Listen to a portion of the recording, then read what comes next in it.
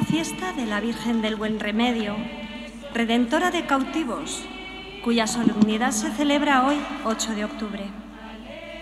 Por intereses espurios de gente muy poderosa, todavía se hace esclavo a los más vulnerables, sobre todo a la gente joven y a los pobres. La esclavitud sigue estando presente en el mundo, incluso en Europa, por la explotación laboral y sexual. Solo en 2014 se detectaron en la Unión Europea 30.000 casos de niños esclavos sexuales. También aparecen adicciones que en muchos casos conducen a la pérdida de la salud. La adicción a las nuevas tecnologías, al sexo, la ludopatía, la droga, el alcohol. La no menos grave colonización ideológica, impuesta desde los poderes fácticos, que en algunas de sus modalidades aparta de la razón y niega la evidencia del ser humano creado por Dios como hombre y mujer, diferentes y complementarios. Es un pecado contra el Creador, dijo el Papa Benedicto XVI, y subraya el Papa Francisco. Aniquilar toda esclavitud, humanamente, parece imposible.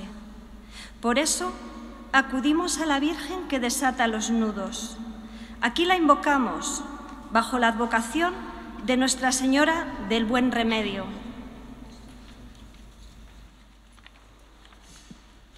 El Señor esté con vosotros. Y con tu espíritu. Lectura del Santo Evangelio según San Lucas. Gloria a ti, Señor.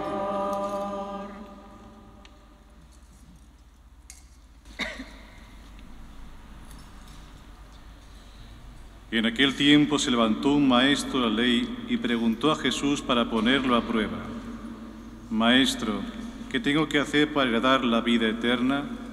Él le dijo: ¿qué está escrito en la ley? ¿Qué lees en ella?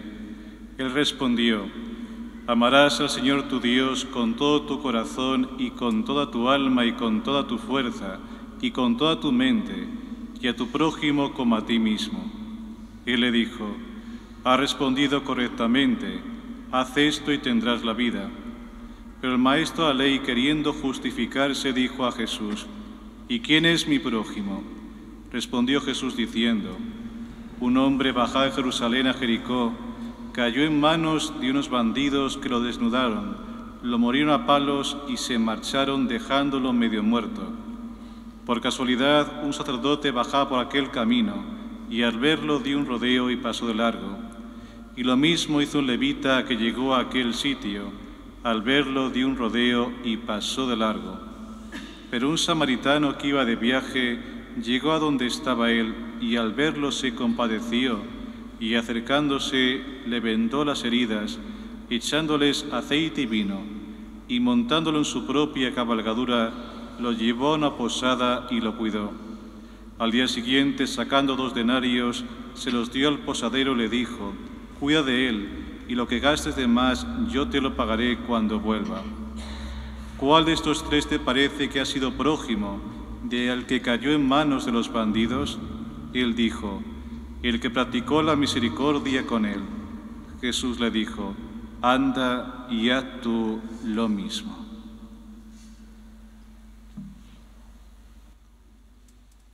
Palabra del Señor. Gloria a ti, Señor Jesús.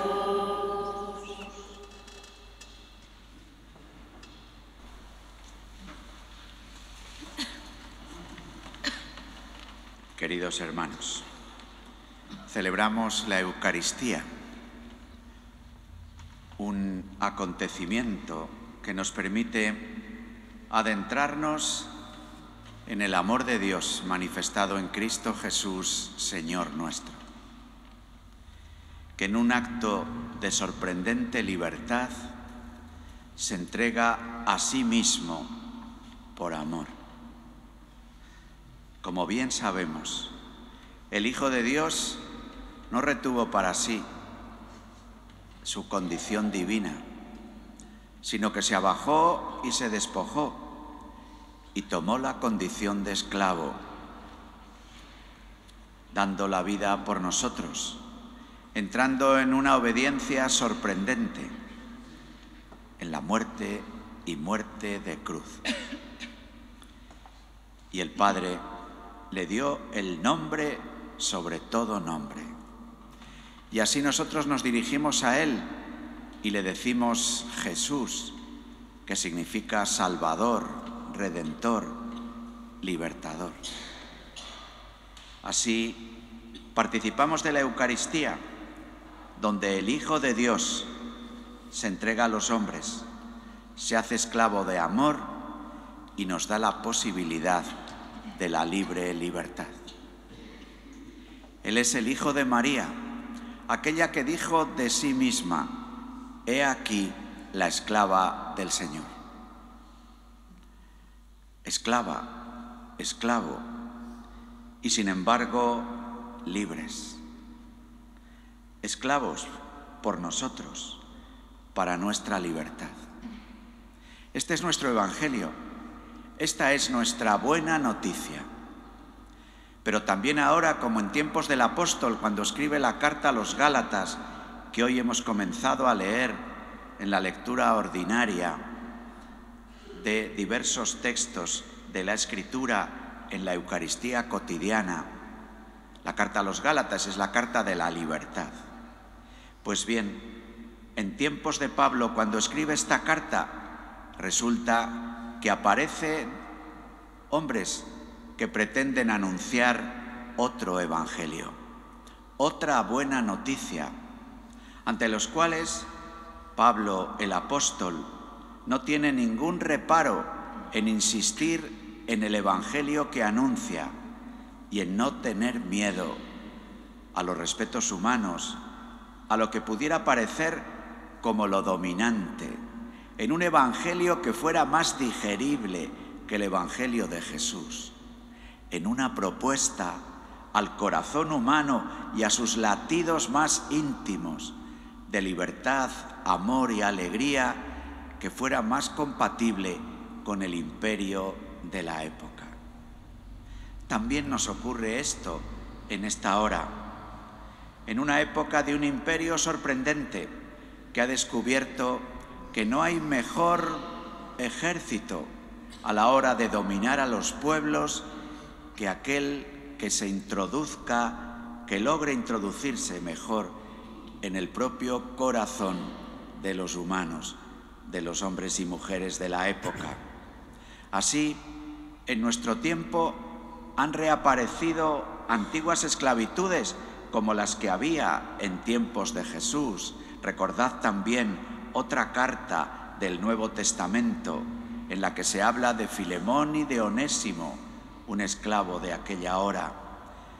Hay también esclavos por las reglas del juego de sistemas políticos y económicos, pero sobre todo se va abriendo paso por todo el planeta una esclavitud cultural, podríamos decir, una manipulación de la conciencia, una propuesta que tiene la pretensión de ser evangelio, evangelio de los deseos, evangelio del pasarlo bien, evangelio de una supuesta libertad absoluta en la que el hombre y la mujer pueden decidir ser quien quieran, ser lo que decidan en cada momento. Así se produce una sorprendente esclavitud. Así como Jesús y María nos sorprenden porque se hacen esclavos para hacernos libres, el evangelio, entre comillas, de la cultura dominante nos ofrece el atractivo, el envoltorio de una propuesta de libertad autónoma, de derecho a decidir sin límites, que tiene como resultado sorprendentes nuevas esclavitudes.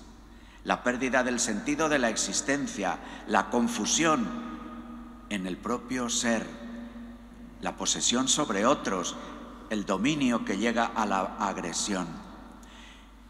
Fijaos cómo en nuestro tiempo se ha constituido casi como un axioma para poder organizar las sociedades libres, el decir: mi libertad acaba donde comienza la tuya. Así, el liberalismo del tiempo moderno ha hecho que nosotros mismos lo repitamos muchas veces: mi libertad acaba donde comienza la tuya.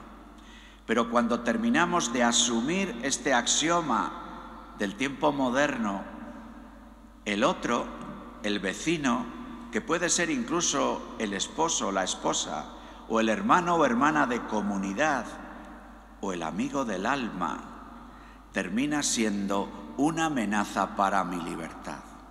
Porque si el límite de mi libertad está donde comienza la libertad del otro, el otro tarde o temprano termina convirtiéndose en un estorbo, en alguien a quien hay que empujar para que el territorio de mi libertad sea más grande. Esta es consecuencia de la reducción antropológica, de disminuir la concepción de la persona y reducirla a solo individuo, que se explica uno a sí mismo y desde sí mismo. Y entonces con los otros, con los vecinos, puedo hacer pactos, puedo incluso hacer tramos del camino en el que las cosas nos vayan bien. Pero si no caigo en la cuenta de que el otro de alguna forma forma parte de mi propio ser, que a imagen y semejanza del Dios Trinidad hemos sido creados en comunión, en relación, idénticos y diferentes, hay un germen de posesión y de agresividad que ninguna ley humana puede resolver. Así nos asombran las nuevas formas de esclavitud y las nuevas formas de violencia, incluso en el propio hogar. Y a pesar de tantos protocolos, de tantas leyes, de tantas medidas, no logramos arrancar esas nuevas formas de agresión, de dominación, en definitiva de esclavitud. ¿Y qué decir ahora que repetimos tantas veces la celebración 50 años hace de 1968 y la propuesta de revolución cultural, de liberación sexual, de propuestas de una libertad que, si hacemos un balance 50 años después, nos hará decir que hoy, en el campo de la afectividad y de la sexualidad, hay enormes dosis de esclavitud? ¿O no es acaso una esclavitud la prostitución que llena nuestros barrios y también muchos clubs de carretera? ¿O no es una forma de esclavitud la dependencia adictiva del consumo de pornografía? ¿O no es una forma de esclavitud una determinada manera de entender las relaciones con los demás, con hombres y mujeres, que lleva a una permanente inquietud del corazón, a una insatisfacción, a tener que cambiar de pareja como se cambia de vestido en cada nueva temporada? Sí, hermanos, pero ante esta realidad estamos llamados, cómo no, como dice Pablo en la carta a los Gálatas, a seguir anunciando el Evangelio y a tener la actitud que Jesús en el Evangelio hoy nos propone, la del buen samaritano, porque, cómo no, estamos llamados a combatir leyes y propuestas culturales inicuas, pero estamos llamados a amar sin límites, a acoger sin condiciones a cada persona, a cada rostro, con el espíritu del buen samaritano. Es un ejercicio eclesial que a veces hemos de reconocerlo, no nos resulta fácil, porque podemos confundir al pecado con el pecador, porque podemos confundir la confusión antropológica o la vivencia en determinadas propuestas de esclavitud en el que, por un mal uso de la libertad, los hombres y mujeres del tiempo se adentran o nos adentramos, y luego que se provoque un desprecio de la persona, de la víctima de la situación por querer combatir lo que son las causas, las estructuras, las instituciones de poder y de dinero que están tan detrás de estas nuevas esclavitudes. Por eso, que el Señor nos conceda entrar en las fuentes de su libre libertad, que el Señor nos conceda entrar en la comunión de quien se presenta ante el mundo como el Cordero que quita el pecado del mundo. Que el Señor nos conceda entrañas de misericordia para poder acoger a las personas en su situación, en su momento, y poder acompañarlas para ofrecerles el Evangelio de la libertad, el Evangelio de la misericordia, el Evangelio del que el Señor nos quiere discípulos y misioneros. El momento no es sencillo. Fijaros que el Papa Francisco haya convocado a su Iglesia en este mes de octubre a rezar el rosario para acercarnos a María, decir como ella: sí, aquí estoy, aquí está la esclava del Señor, que se haga en mí según tu palabra, y al mismo tiempo invocar a San Miguel para combatir al maligno, para combatir al demonio. Es una expresión de este combate dramático en el que siempre vive la historia de la salvación, pero que en algunos momentos el dramatismo del combate adquiere una singular relevancia. Por eso el que el Papa nos esté pidiendo que invoquemos a María, que pidamos la ayuda de San Miguel, es también para hacernos caer en la cuenta de esta situación. Pero vivámosla, hermanos, con esperanza, con la esperanza de saber que Jesucristo ha vencido al pecado y a la muerte, que el demonio ha sido vencido, pero que no está muerto, que es lo que a veces nos ha podido ocurrir, incluso en el seno de la Iglesia, incluso a la hora de predicar o de la catequesis, que nos hemos olvidado de que en el Padre Nuestro decimos siempre al final de la oración: no nos dejes caer en la tentación, líbranos del maligno. Es verdad, el demonio ha sido vencido por Jesucristo, pero no está muerto. Y misteriosamente el Señor le permite que pueda tentarnos y que nosotros podamos darle la energía que no tiene, y que Él, dragón, al que vence el Cordero Inmaculado, pase su poder a la bestia de este mundo, como nos dice el libro del Apocalipsis. Y así la bestia de este mundo, estructuras económicas, políticas y sociales, lanzan al dragón para que domine nuestro corazón, para que nos esclavice con el señuelo de una propuesta de libertad, de un evangelio de la libertad que es mentiroso.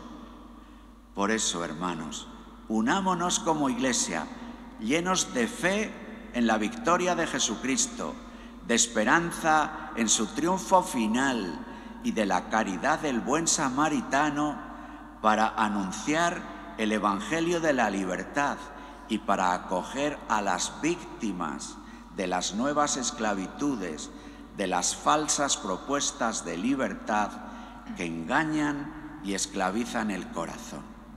Que María, la que dijo de sí: he aquí la esclava del Señor, interceda por nosotros y nos enseñe el camino de la libre libertad.